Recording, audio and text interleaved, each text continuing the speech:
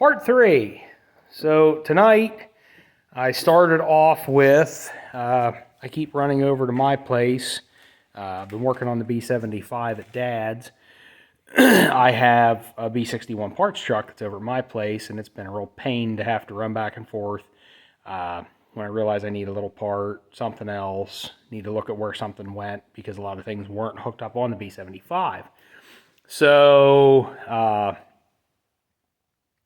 told Dad I was going to end up cutting the B61 up, so he said just bring it over, park it next to the other one, and peel as I need, and then once I'm done I can finish cutting it up. So we got a pretty good start going.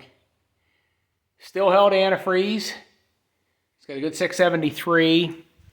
It's a shame the body's completely shot on this old girl. I went down and bought, some of you may recognize this truck if you've watched the video that Mike Trezera put up of us getting a 2010 A International, a Rogers Lowboy, and this Mac.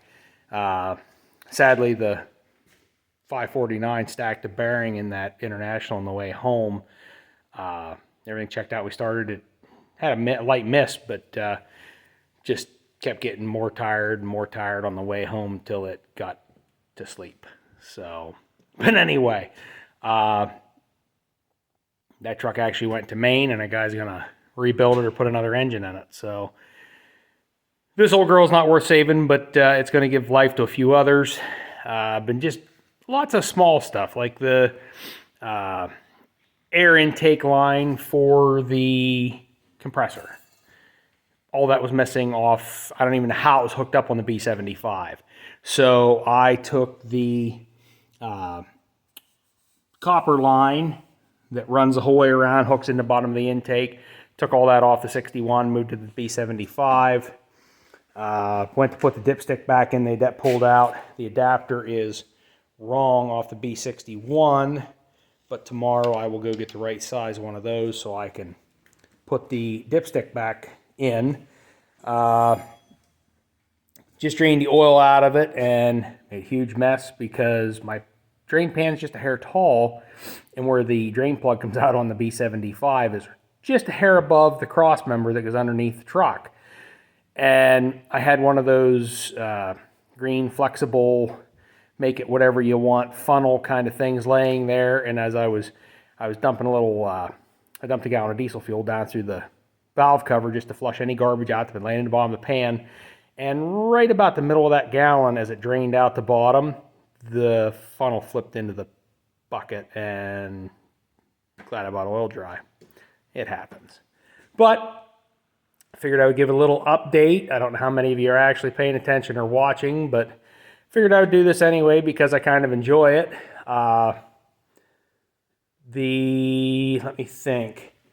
Fuel lines are all ran and done. Air lines are all ran and done that I have so far. I need to change the hoses for the heater core, and I'm going to add a set of valves to that. This truck does not have a set, though I did find, I thought this was pretty cool. Obviously, none of these old trucks were known for, they were known for being hot in the summer and cold in the winter. On the B61, somebody took a little time and a little thought, and what they did was kind of neat. So here's a drain cock. And then from this point, they came out and they brought their lines and now they made a heat shield right here because of these flexible lines, but they kept them close to the exhaust manifold because why not use your excess heat to make your heater a little warmer? And they run around to the other side here and hook into their respective places on the manifold, water manifolds here. Pretty neat. I like to point things out like that people have taken the time to do on these old trucks. And this truck it's a shame. Driveline wise, it was pretty nice. It's a 673 duplex direct. I have not found the numbers on the rear end to give me what the ratio is. It's on 22-inch rubber. I would guess they're going to be in probably the low 4s. Just being, it's a 55 mile an hour truck, I'm sure.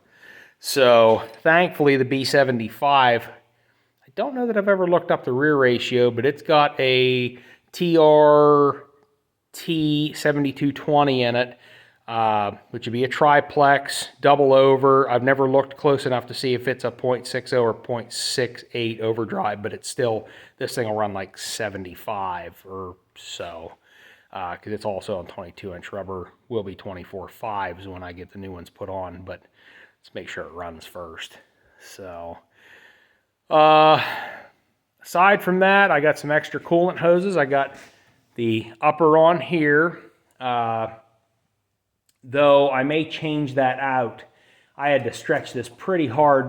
The big radiator has a 2.5-inch inlet, and then back here your 2-inch.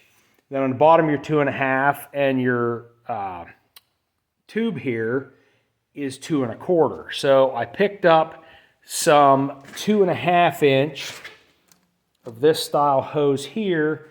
It'll pinch down if I need it, but it's not stretched so hard. So I think I'm gonna put a section of metal pipe in that top to the center, and then use that in between on the ends to couple it. I hate doing stuff twice, so I'd rather do it now than have an issue down the road or something like that. But we're getting a little bit closer.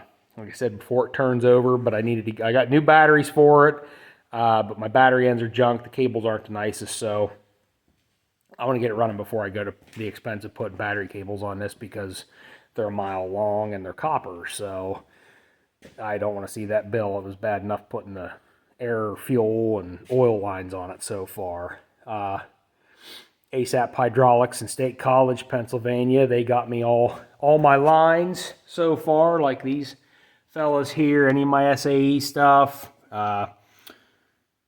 press lock, anything like that I've needed.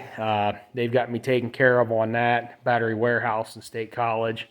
It's where I always get my batteries. They're rebranded Decas, and I've always had really good luck with them. So, I guess that's all for today. We'll get some parts picked up tomorrow and see what happens.